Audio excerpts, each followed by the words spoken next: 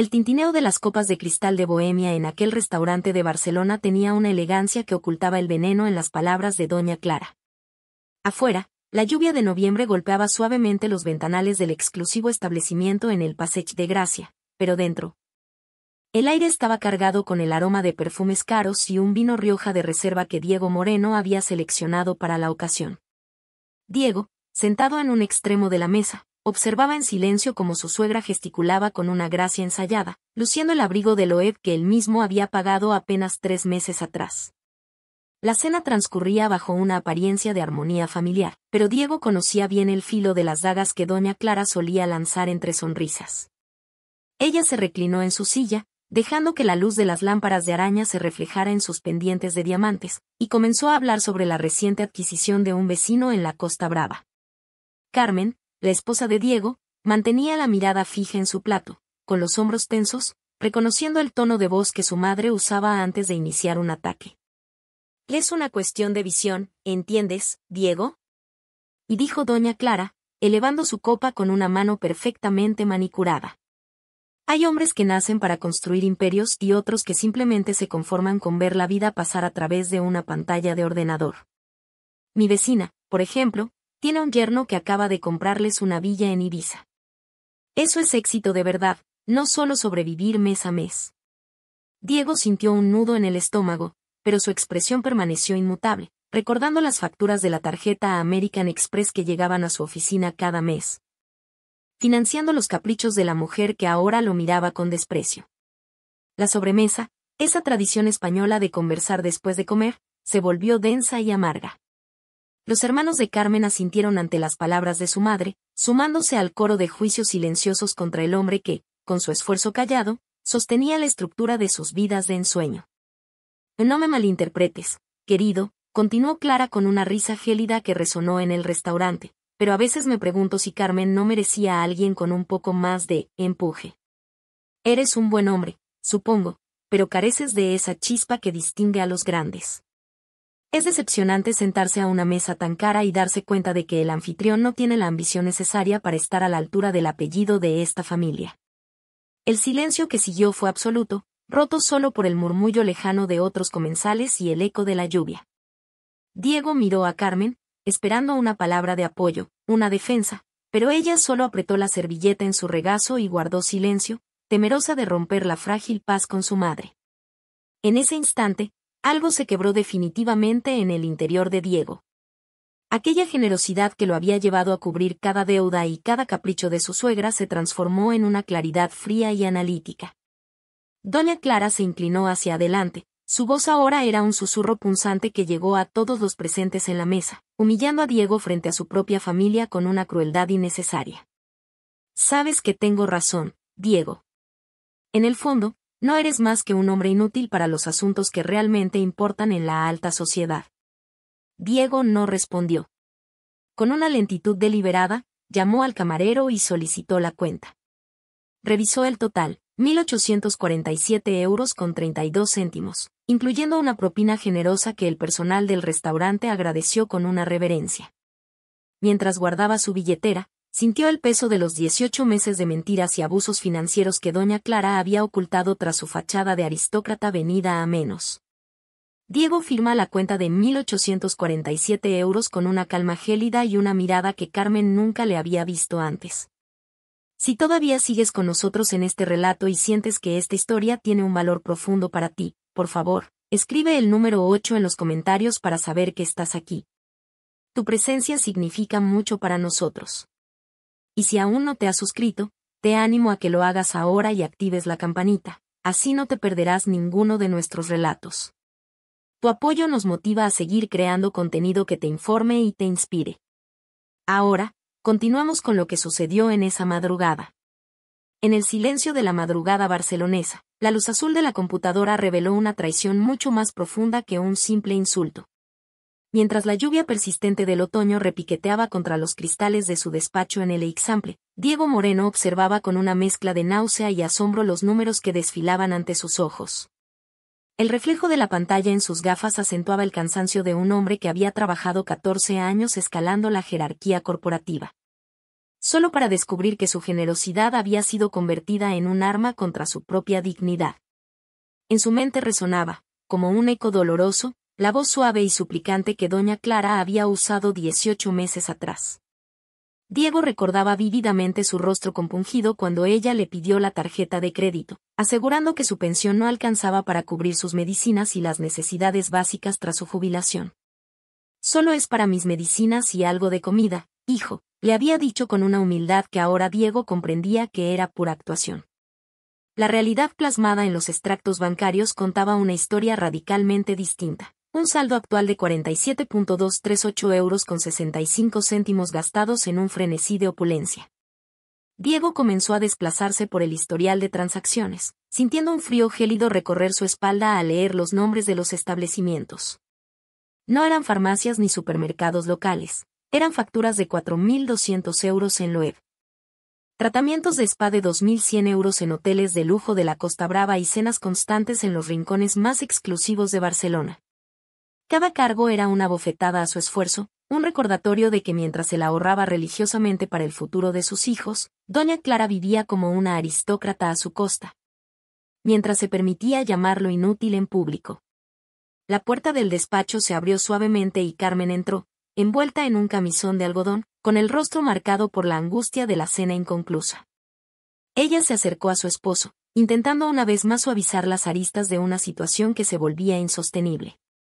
Diego, mi madre es de otra época, no quiso decir lo que dijo, comenzó Carmen, con esa voz que buscaba siempre una paz que ya no existía.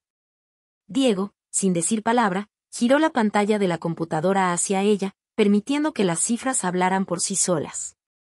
El color abandonó el rostro de Carmen mientras sus ojos recorrían la lista interminable de gastos superfluos.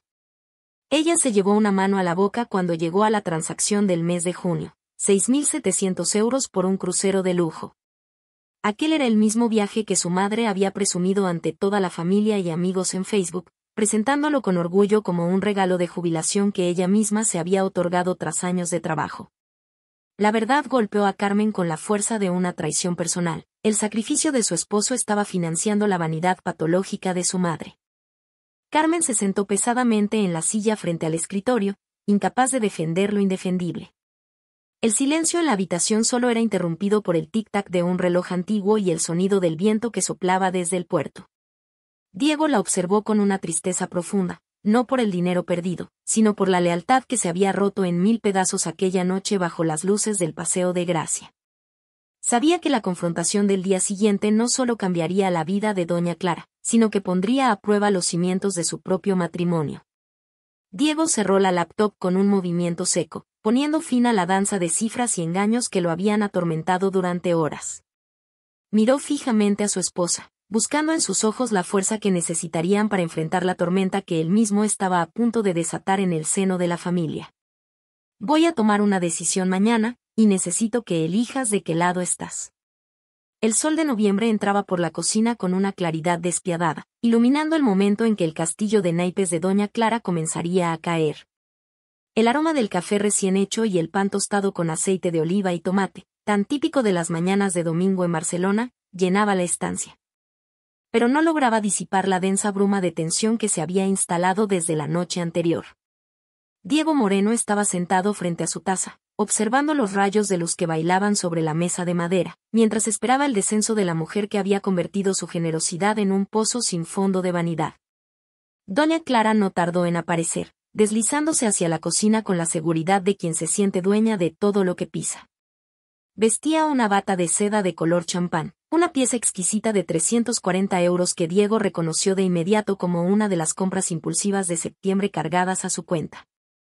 Con un aire de suficiencia, se sirvió café de la cafetera de alta gama y se sentó en la isla de la cocina, sin notar que los ojos de Diego estaban fijos en ella con una determinación nueva y gélida.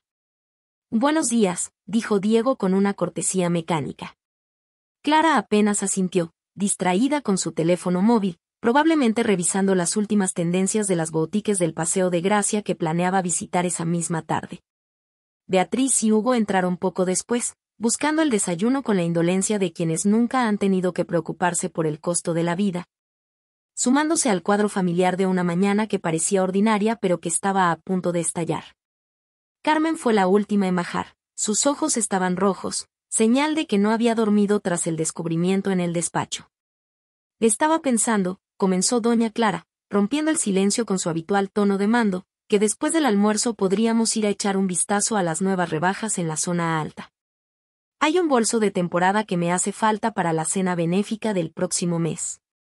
Diego dejó su taza sobre el plato con un sonido seco que hizo que todos levantaran la vista. Respiró hondo y, manteniendo una voz pausada pero inquebrantable, lanzó la primera estocada que cambiaría el rumbo de la familia. Y de hecho, Clara, he estado revisando nuestras finanzas y he tenido que hacer algunos ajustes estratégicos, dijo Diego, cruzando las manos sobre la mesa. He cancelado la tarjeta American Express que te di.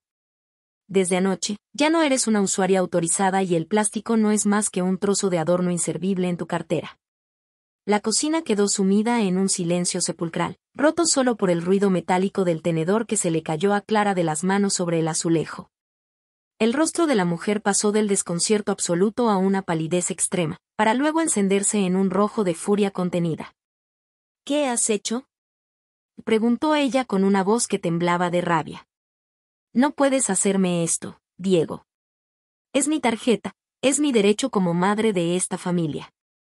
No, Clara, es mi cuenta y mi responsabilidad legal por cada euro que decides malgastar, corrigió él con firmeza.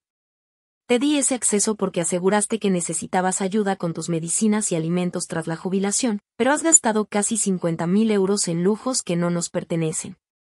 No solo he cancelado la tarjeta, sino que exijo que devuelvas el abrigo de Loewe y los accesorios que compraste recientemente. Todavía tienen las etiquetas y podemos recuperar ese dinero para saldar parte del daño. Beatriz y Hugo intercambiaron miradas de pánico, temiendo que su propia fuente de comodidades se secara junto con la de su madre. Doña Clara se puso en pie, su silla raspó violentamente contra el suelo, y comenzó a gritar acusando a Diego de maltrato financiero y de intentar humillarla ante sus propios hijos.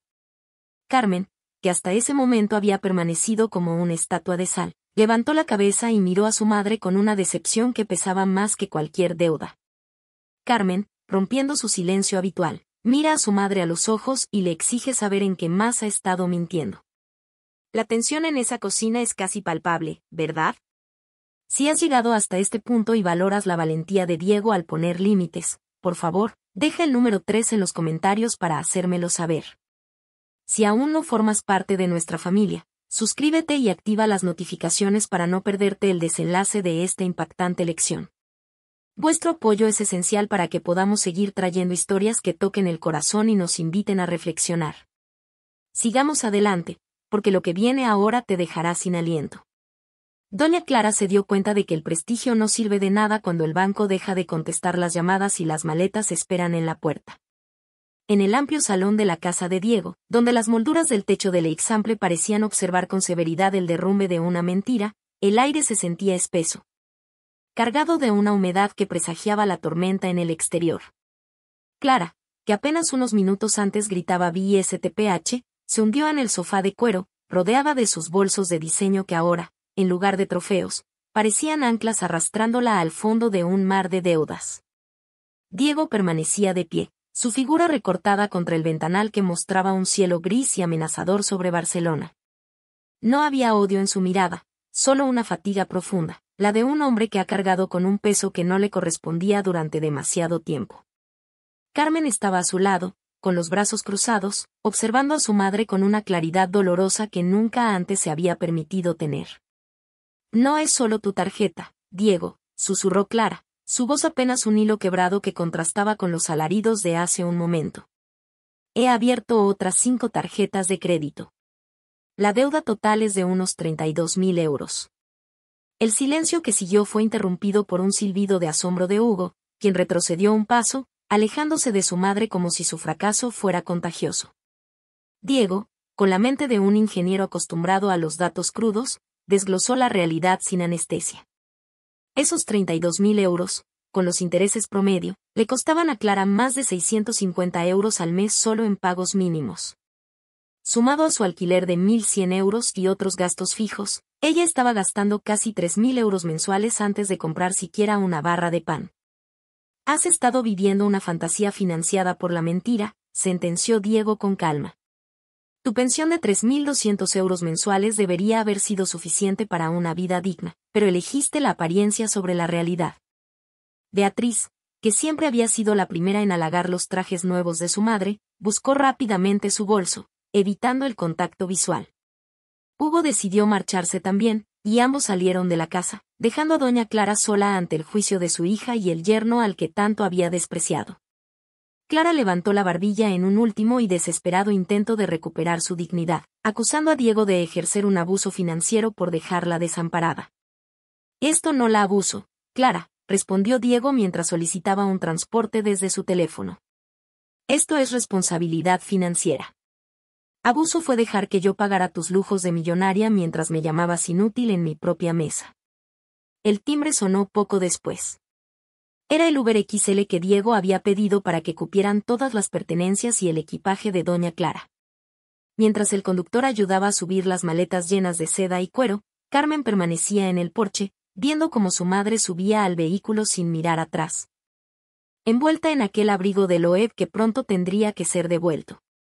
Mientras Clara abandona la casa, Diego recibe un mensaje de don Javier desde Sevilla: necesitamos hablar sobre lo que ella hizo hace 15 años. Hay secretos que no mueren, solo esperan el momento en que la verdad es lo único que queda por perder. Diego y Carmen se encontraban sentados en una pequeña mesa de madera en una cafetería antigua del barrio de Gracia, donde el vapor del café se mezclaba con la tensión que flotaba en el aire. El teléfono de Diego, colocado en el centro de la mesa, emitía la voz cansada pero firme de don Javier desde Sevilla, revelando una historia que Carmen nunca imaginó escuchar. Su padre no había perdido la fortuna familiar por malos negocios, sino que doña Clara, en un periodo de 6 meses durante 2009, había extraído de manera sistemática 140.000 euros de su cuenta de jubilación conjunta. Don Javier explicó que su exesposa lo había hecho en pequeños incrementos, inventando excusas sobre reparaciones domésticas, facturas médicas de los hijos o deudas de familiares. Mientras en realidad pagaba una docena de tarjetas de crédito secretas que mantenía ocultas a su nombre.